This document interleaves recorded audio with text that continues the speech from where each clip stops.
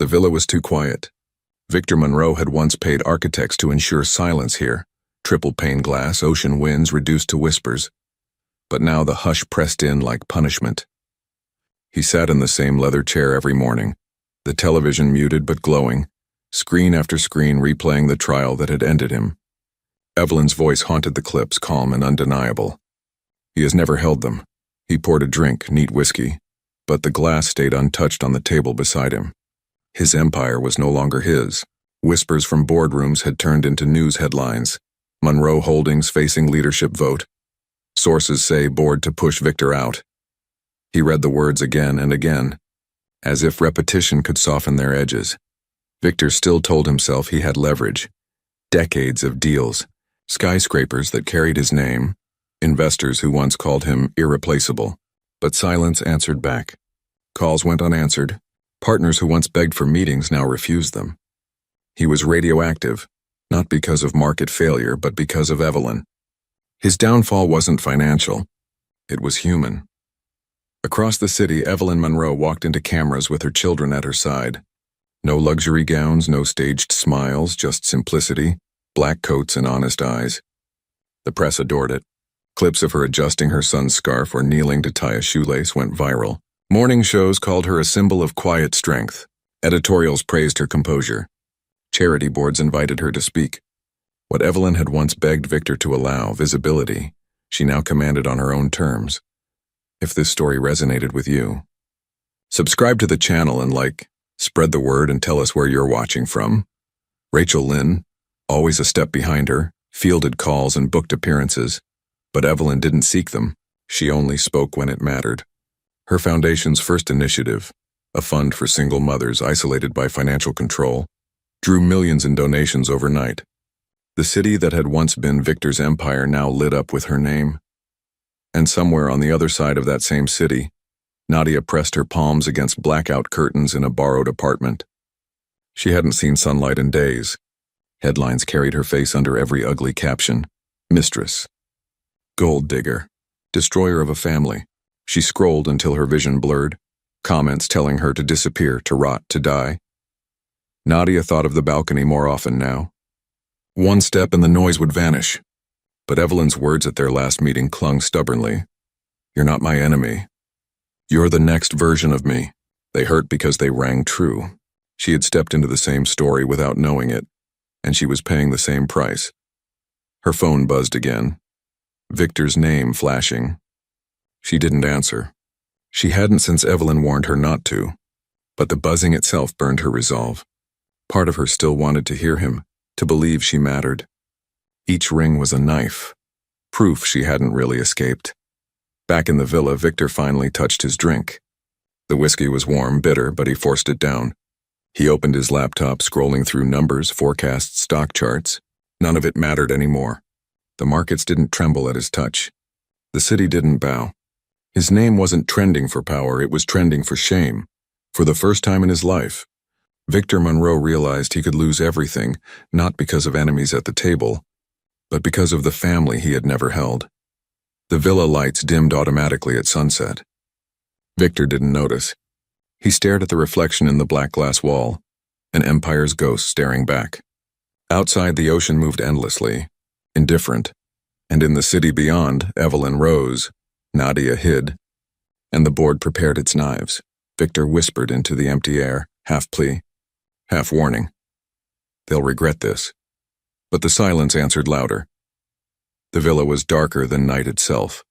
Curtains drawn, though the sun still clung faintly to the horizon. Victor sat in shadow, phone in hand, staring at the name he hadn't dialed in weeks. Nadia. His finger hovered, hesitated, then pressed. He told himself it was strategy, not weakness. Yet when the call began to ring, his pulse quickened like a boy waiting for a secret door to open. In her apartment, Nadia startled. The screen lit up across the table where she'd left it. His name glared against the gloom, Victor Monroe. She froze, heart hammering. Evelyn's words echoed in her memory. When he calls you, don't answer. Nadia whispered them under her breath, but her hand trembled. She reached for the phone anyway.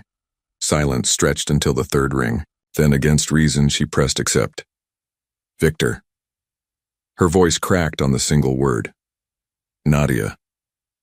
Relief bled through his tone, though he masked it quickly with that old practiced confidence. Finally.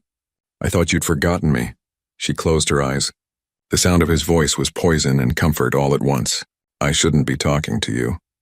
Yes, you should. His tone shifted, smooth, commanding. You're the only one who understands me. Evelyn, she's turning the world against me, but you know who I really am.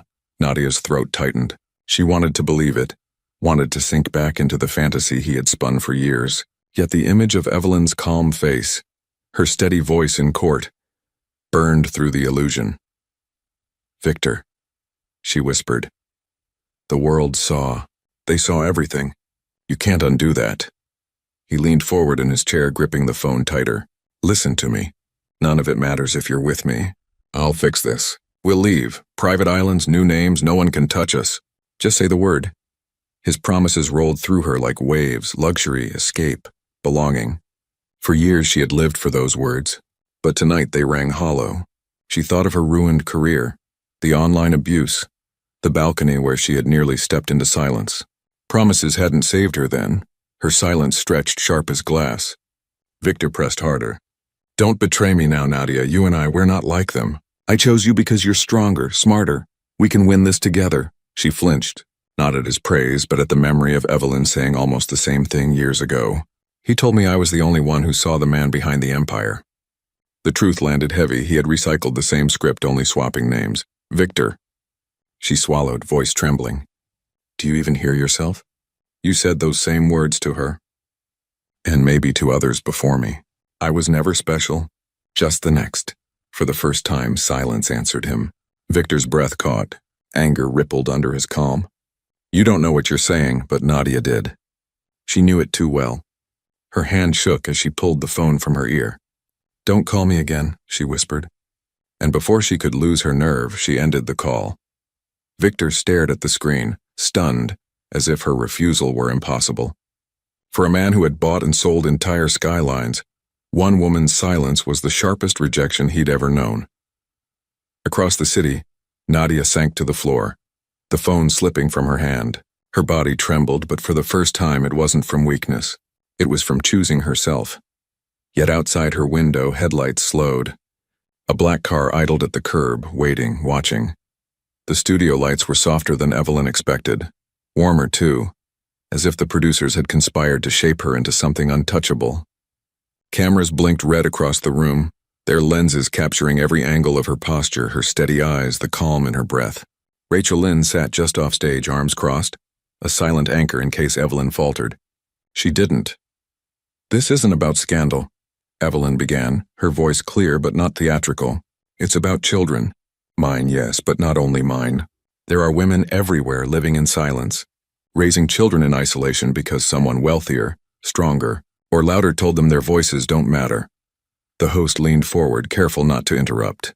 Evelyn's face filled the screen across the nation. Her hair was tied back simply, no glamour, no pretense.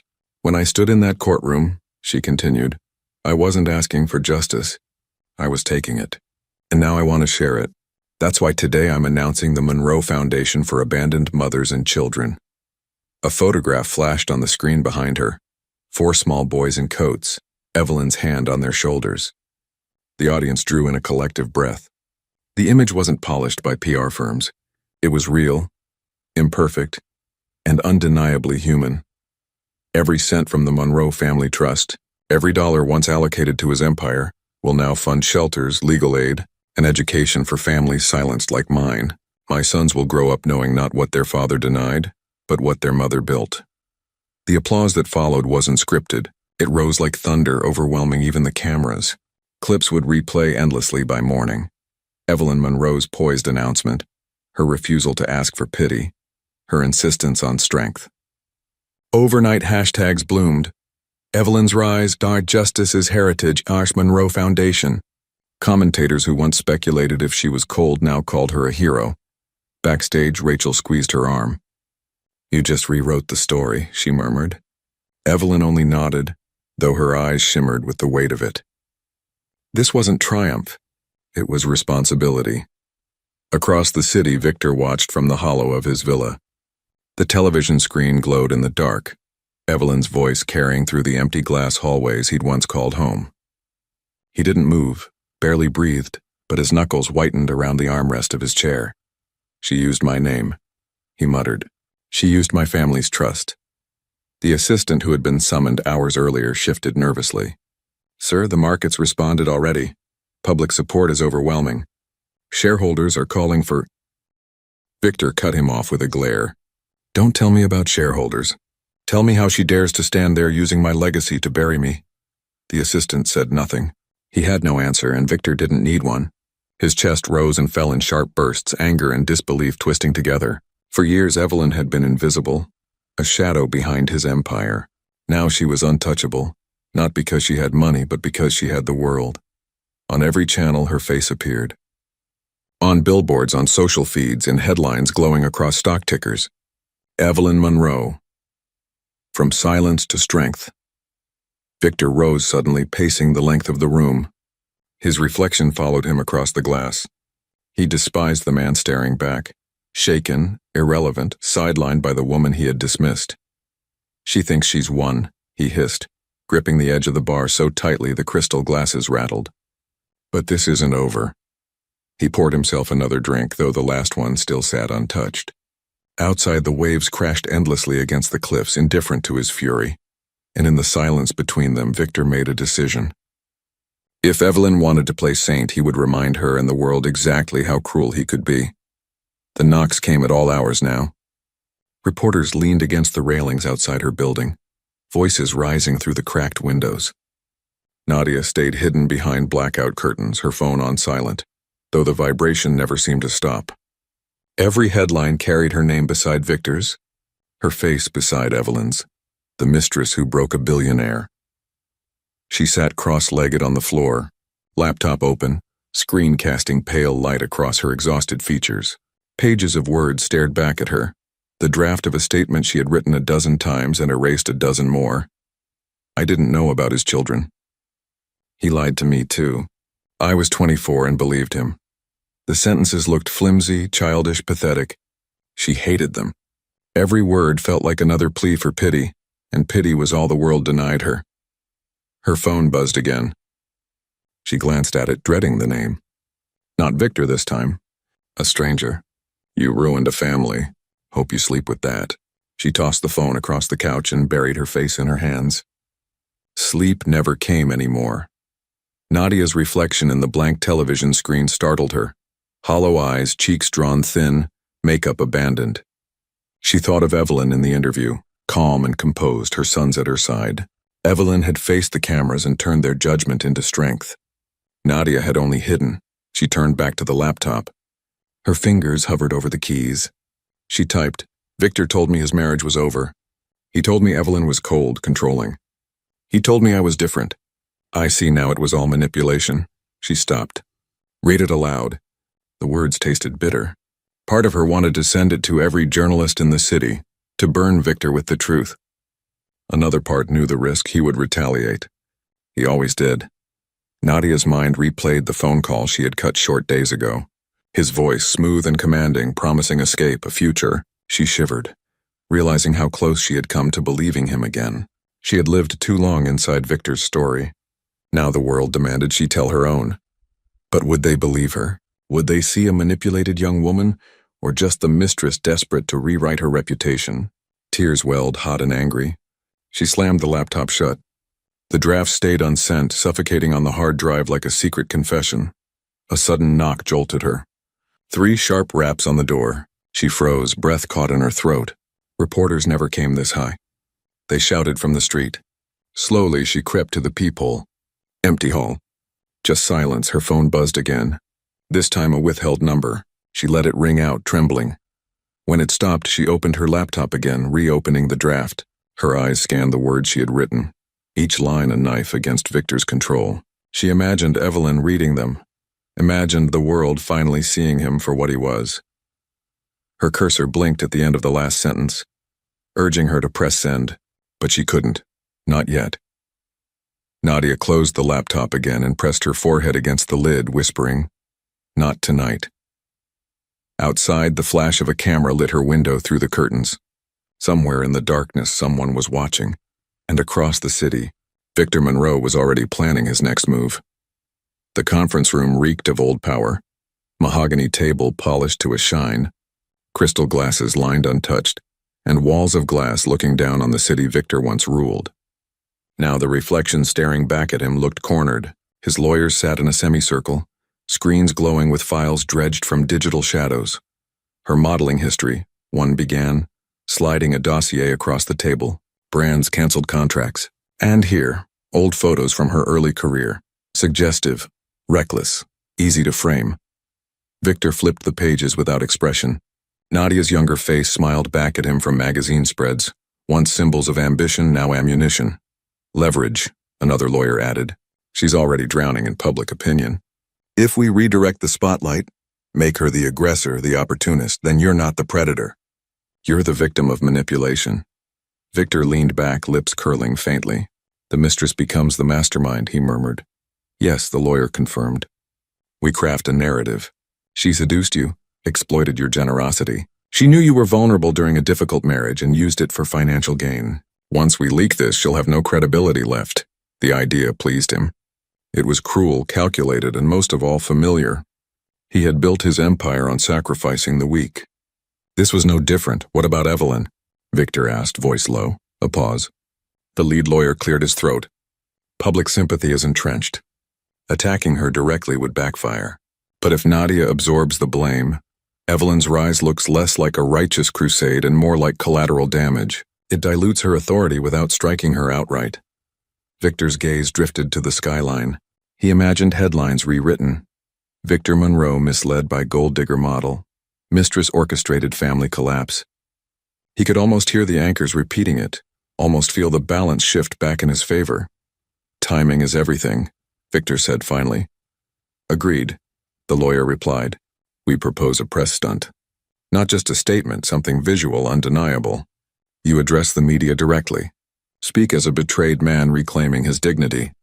Victor tapped the edge of the file, eyes narrowing. Make me the story again. Across town, Nadia's phone buzzed. She ignored it, but messages still poured in. Her old photos had begun to resurface online. Fragments from years ago, twisted with captions that painted her as shameless, ambitious, dangerous.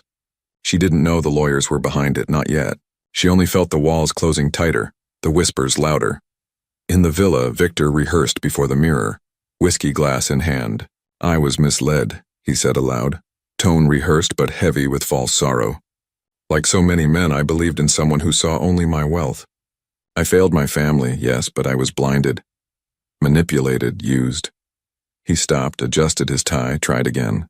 The words felt stronger each time, reshaped into a weapon sharp enough to cut away his failures and leave Nadia bleeding in the spotlight. His assistant entered quietly, tablet in hand. The press conference is set for tomorrow morning. Major outlets confirmed attendance. Cameras will be live. Victor smirked, the first true smile in weeks. Good. Tomorrow the world remembers who I am. Outside, the waves crashed relentlessly against the cliffside, eroding stone inch by inch. Victor didn't hear them. He was too busy arming himself for war. And in a dim apartment across the city, Nadia opened her laptop again, staring at the draft she had written. Her finger hovered over the send button, unaware that by morning she wouldn't just be fighting whispers. She'd be fighting Victor's final weapon. The morning air was sharp, the kind that cut clean through glass. Evelyn sat at her kitchen table, a simple mug of coffee cooling beside untouched toast. The boys were still asleep in their shared room down the hall. For a moment, the house was quiet, almost ordinary. Then Rachel walked in, her tablet clutched too tightly, eyes too sharp. You need to see this, she said without greeting. Evelyn's gaze lifted. Rachel slid the tablet across the table. Headlines glared. Sources suggest Mistress exploited Victor Monroe. Gold digger narrative builds. Nadia's photos filled the screen. Old modeling shots, tabloids twisting smiles into sins. They're positioning her, Rachel said flatly. Victor's lawyers have weaponized her past. By tomorrow, he'll stand in front of cameras and play the victim. Evelyn exhaled slowly, pushing the tablet back. Of course he will, Rachel studied her. The question is, what do you want to do about it? Silence lingered, broken only by the faint hum of the refrigerator. Evelyn's fingers tightened around her mug. She should have felt satisfaction. Nadia had been part of her ruin, the woman standing at Victor's side when he humiliated her in the airport. Now the world would see Nadia for what Evelyn had once called her in private, an interloper, a shadow. But the satisfaction never came. Instead, Evelyn remembered the hotel room weeks ago, Nadia sobbing into her hands, whispering, "I didn't know." She had believed her then, against her own instincts. "He'll destroy her," Evelyn murmured. "That's the plan," Rachel replied. "And what happens after? He shifts the blame, buys himself sympathy, claws back control. He doesn't lose, she does." Evelyn's voice was flat, but her chest tightened. Rachel leaned forward. Nadia made her choice. She stayed with him. She knew what he was capable of. "No," Evelyn corrected softly. "She thought she did. That was me too once." The admission hung heavy between them. Rachel's eyes softened, but her tone stayed hard. "Evelyn, you don't owe her anything. Warning her could complicate your case. Public opinion is finally on your side. Do you really want to risk that?" Evelyn rose from the table, pacing to the window. Outside, children rode bicycles down the street, laughter carrying faintly. She thought of her own sons, still asleep, innocent to the wars their parents waged. She thought of Nadia, probably curled up in some darkened room, waiting for the world to finish devouring her. Victor's voice echoed in her memory. "They'll survive without me." Her jaw tightened. That sentence had once nearly broken her. Now it defined her resolve. "I don't care about her," Evelyn said finally, though the words sounded hollow even to her. "I care about him. Every move he makes is still about control. If Nadia burns, he survives. That means my children still grow up in his shadow." Rachel studied her. "So you're considering it?" Evelyn turned, eyes cold. "If warning Nadia keeps Victor from rewriting the story, then yes. I'll do it. Not for her, for the truth." Rachel exhaled, a mix of frustration and reluctant admiration. "Then we need to be careful. If this leaks back to him—" "It won't," Evelyn interrupted. "He doesn't see me anymore. He only sees what threatens him." The boys stirred down the hall, faint footsteps padding across wooden floors. Evelyn's voice softened. "And right now what threatens him most is two women refusing to stay silent." Rachel nodded slowly, already pulling out her phone. "Then I'll arrange it quietly." Evelyn turned back to the window. The morning sun had risen higher, flooding the kitchen with light. She lifted her mug, coffee now cold, and whispered to herself, "This isn't about forgiveness. It's about ending him." The cafe was nearly empty, tucked into a side street where morning rush seldom reached. Its windows were fogged from the hiss of the espresso machine, its lights dim enough that faces blurred from the outside. Evelyn chose it for that reason. No cameras, no questions, only silence thick enough to speak freely.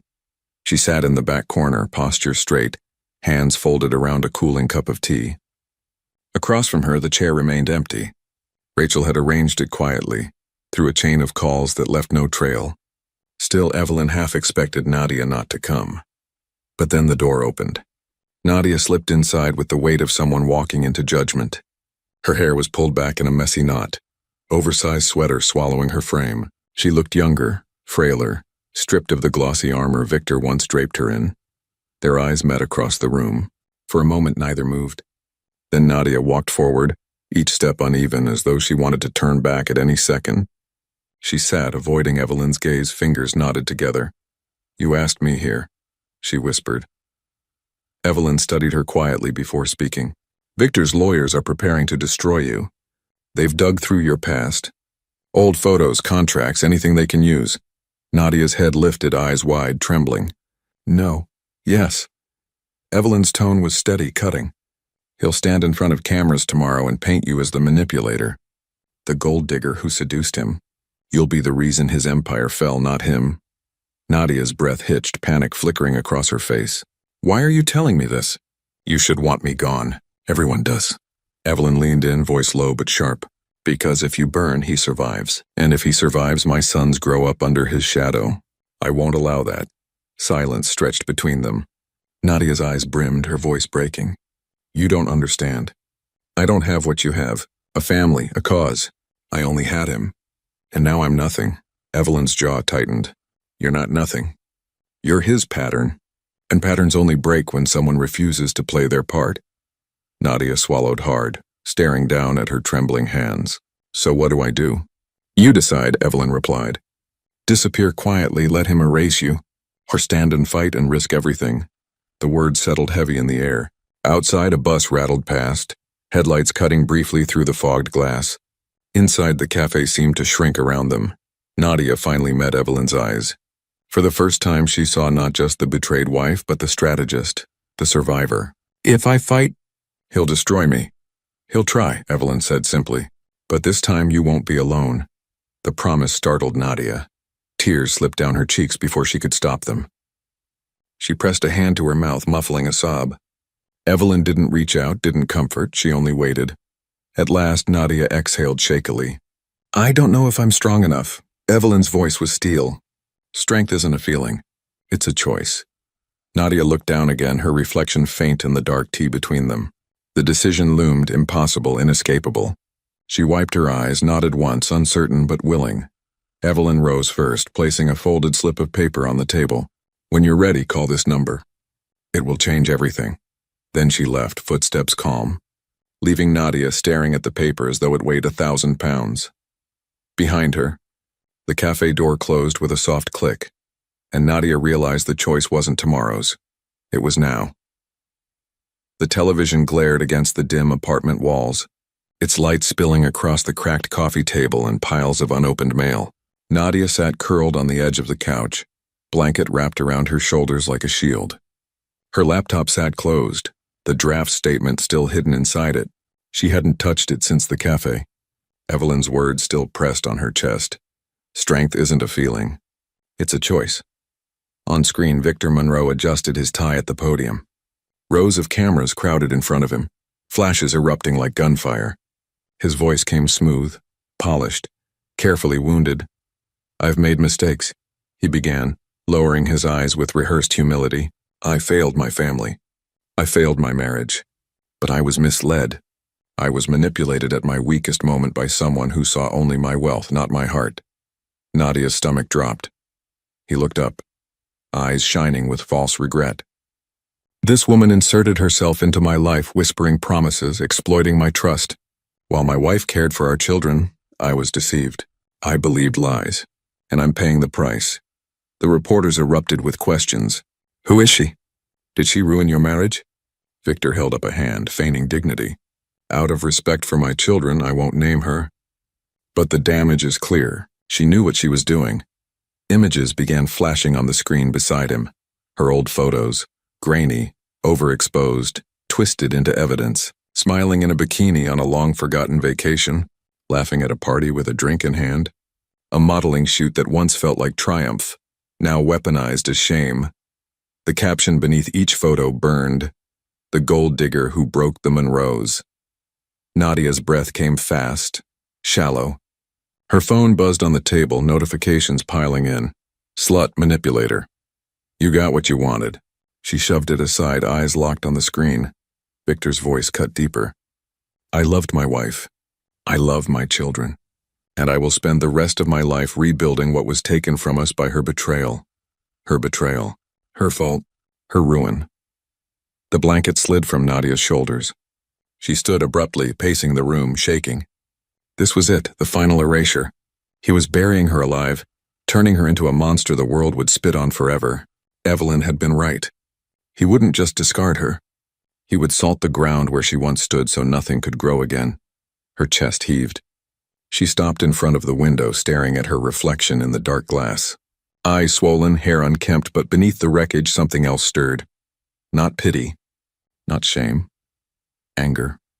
She remembered Evelyn's hand sliding that folded paper across the cafe table. When you're ready, call this number. Nadia turned back to the television. Victor smiled faintly at the reporters, feigning the calm of a man reclaiming his throne.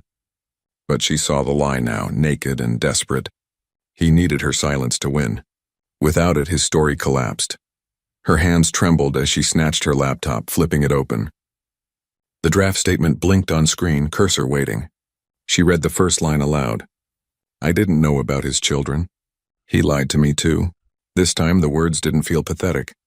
They felt like ammunition. Her phone buzzed again. Another insult. She ignored it, pulling the folded slip of paper from her wallet. Evelyn's number. For the first time, Nadia didn't hesitate. She opened a new message and began typing. The choice had been Evelyn's warning. Tonight it became Nadia's. She would not disappear quietly. She hit send. And across the city, as Victor basked under false lights, his last weapon began to turn in her hands.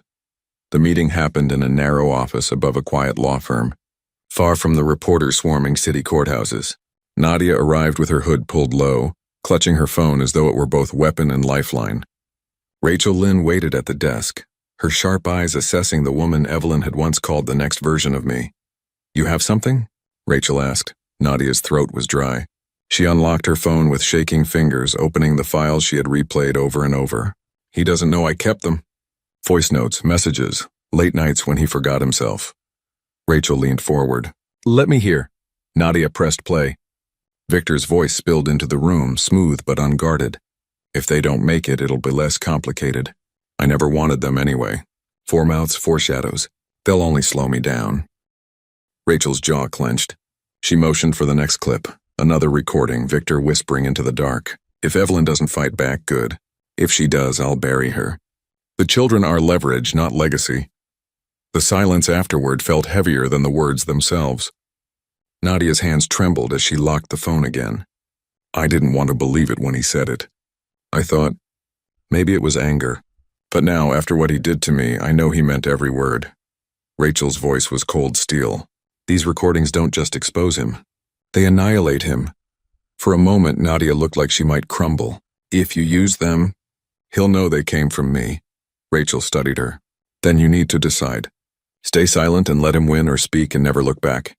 Nadia closed her eyes. Evelyn's words echoed again. "Strength isn't a feeling. It's a choice." She nodded once, fierce despite the tears streaming down her face. "Use them." By evening, the first clip had leaked. Not through whispers, but through national broadcasts. Anchors leaned toward cameras, voices heavy with disbelief. "Tonight we have exclusive audio of Victor Monroe, the embattled billionaire." The words replayed across every station. Victor's voice undeniable, cold and damning. "If they don't make it, it'll be less complicated." Public outrage erupted instantly. Hashtags exploded. Monroe Monster, Cha Forgotten Children, Erase Victor. Commentators who once debated Evelyn's motives now sat in stunned silence. No one cared about mistresses or scandals anymore. They cared about a father who plotted to erase his children. In the villa, Victor hurled a glass against the wall, shards scattering across marble. "Ow!" he shouted at his trembling assistant. "How did this get out?" The assistant stammered. It had to come from inside. Someone close to you." Victor's mind raced, fury narrowing to a single name. Nadia. He had underestimated her, assumed she would break quietly, disappear.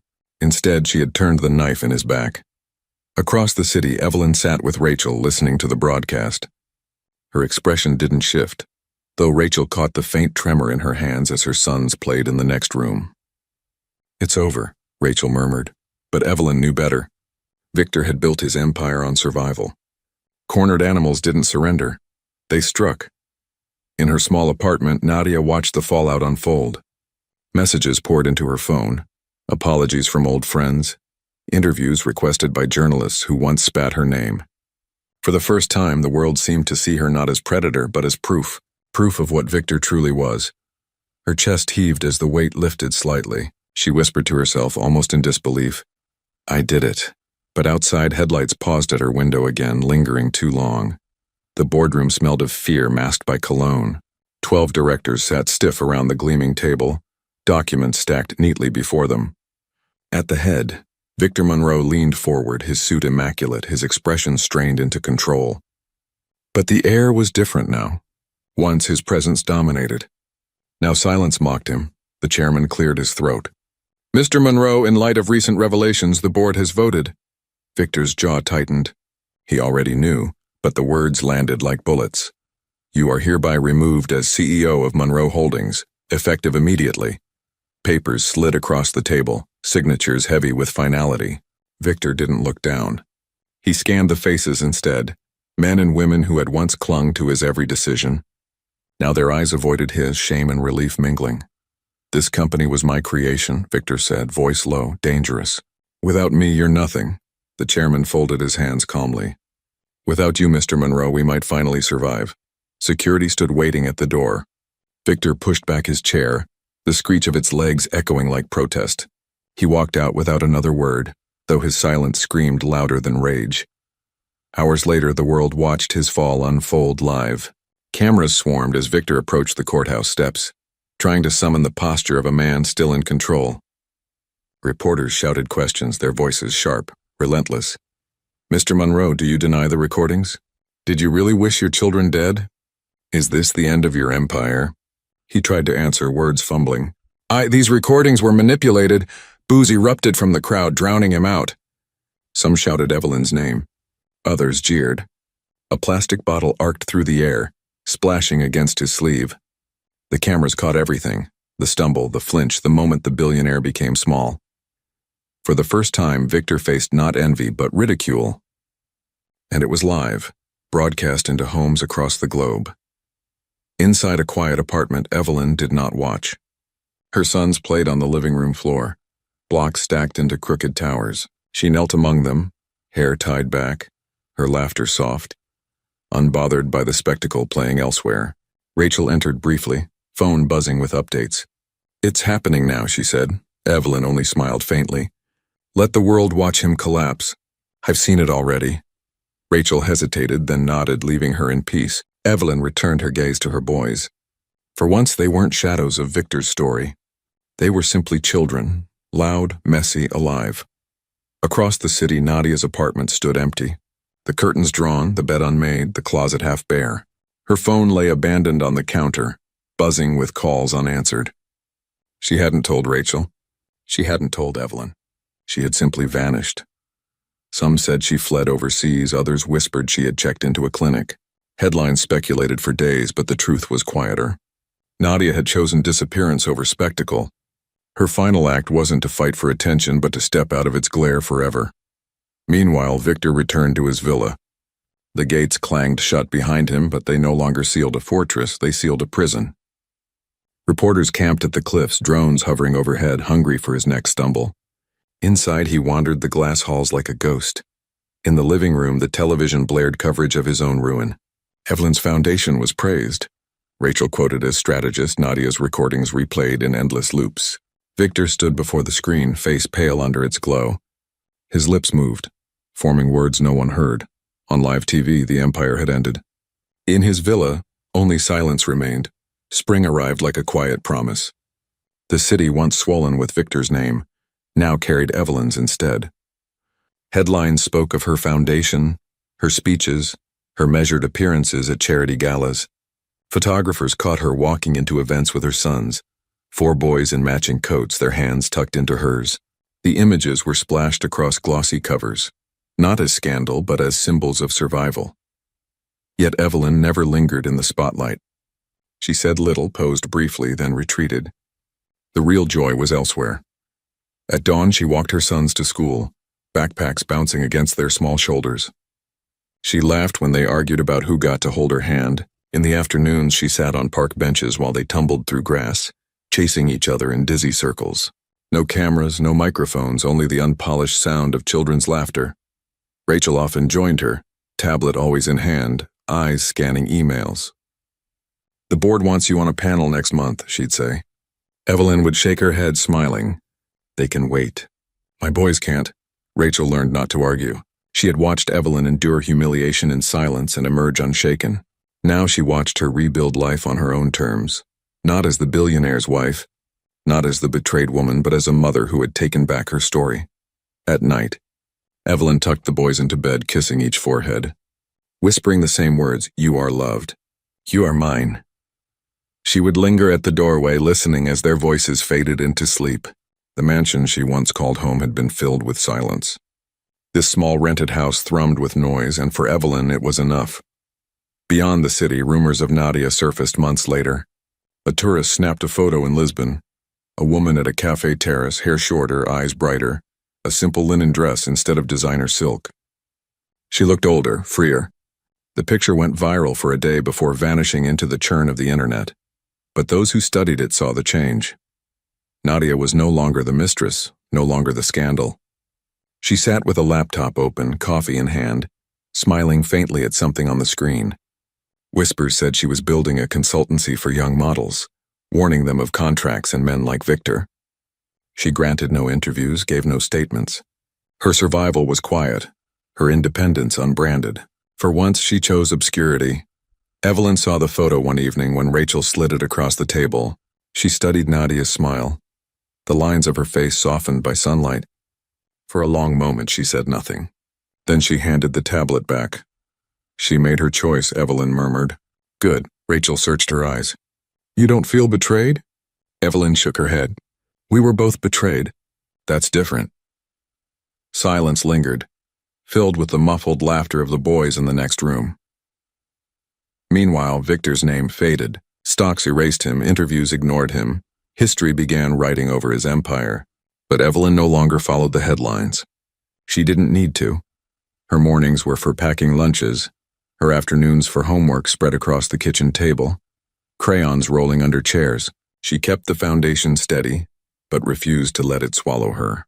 She lived between public grace and private joy, balancing both with a quiet certainty Victor had never possessed.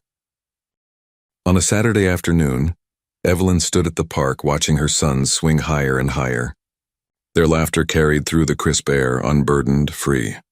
She closed her eyes, inhaling deeply, and felt it at last, life not borrowed, not broken but wholly her own and far away. In another city, Nadia walked along a sunlit street. No longer running, no longer hiding. Two women, once ruined by the same man, had found their own beginnings. The villa smelled of dust now. Once it had been polished daily, servants gliding like shadows through its glass corridors. Now the staff was gone, the gardens untended, and the sea air carried damp salt into every room. Victor sat alone in the living room, the television his only company. On the screen, grainy footage replayed for perhaps the 1,000th time. Evelyn at the witness stand, black dress immaculate, voice calm enough to split stone. I'm not asking for justice. I'm taking it. The words echoed through the hollow villa, bouncing off marble and glass until they sounded like prophecy. Victor leaned forward, elbows on his knees, eyes fixed on her face. He whispered as if she could hear him. I could have fixed it. But even his own voice sounded foreign, small. Around him, the remnants of a legacy lay scattered. Newspapers curled at the edges, their headlines fading but unmistakable. Victor Monroe loses empire. Evelyn Monroe rises. Magazines, once eager to feature his towers, now displayed her foundation's work. Even in decay, the villa mocked him with evidence of what he had lost. He reached for the remote, replaying the clip again. Evelyn's voice filled the silence. I'm taking it. Each repetition carved deeper. A reminder not just of her victory, but of his irrelevance. Beyond the villa's walls, the ocean crashed endlessly, but Victor no longer noticed. Time had collapsed into a loop. Screen, voice, regret. Across the city, life thrived without him. Evelyn walked hand in hand with her sons through a bustling park. They raced ahead, chasing one another across the grass, shouting, laughing, their coats flaring like wings. She called after them, her laughter soft, unguarded. Cameras sometimes found her, but even the paparazzi learned to keep distance. The story was no longer scandal. It was survival. At the Foundation's new office, Evelyn met with young mothers, women who once felt voiceless. She listened more than she spoke. Her presence steady, her empathy sharp. Reporters praised her, donors funded her, but none of it mattered as much as the moments at night. Reading bedtime stories, braiding hair for dolls, folding tiny socks fresh from the dryer. Her empire was not glass and steel, but laughter and warmth. Meanwhile, a photograph circulated briefly online. Nadia at a coastal cafe in Portugal, pen in hand, notebook open. She smiled faintly at something just beyond the frame. No statement accompanied it. No interviews followed. She had stepped outside the story, rebuilt in silence. For once, the world let her be. But Victor could not leave the story. He was trapped inside it, pacing the same glass floors, haunted by his own reflection. He lifted a crystal glass, poured whiskey that burned his throat, and whispered again, "They'll forget me." He was wrong. They would remember him, but not as he wished. His skyscrapers would stand, but his name would not inspire envy, only caution. A warning of how power collapses when legacy is built on neglect. The screen flickered one last time. Evelyn's image appeared again. Her sons beside her, their small hands in hers. Not posed, not staged. Just a woman and her children, alive in ways Victor had never been. He turned up the volume. Her voice carried, steady and final. I'm not asking for justice. I'm taking it. Victor Monroe closed his eyes, the sound of her words filling the emptiness. No empire, no family, no one left to listen. And in the final image, history did not hold his face. It held hers. Evelyn Monroe walking forward with 4 boys at her side, leaving silence in her wake. If this story resonated with you, subscribe to the channel and spread the word and tell us where you're watching from.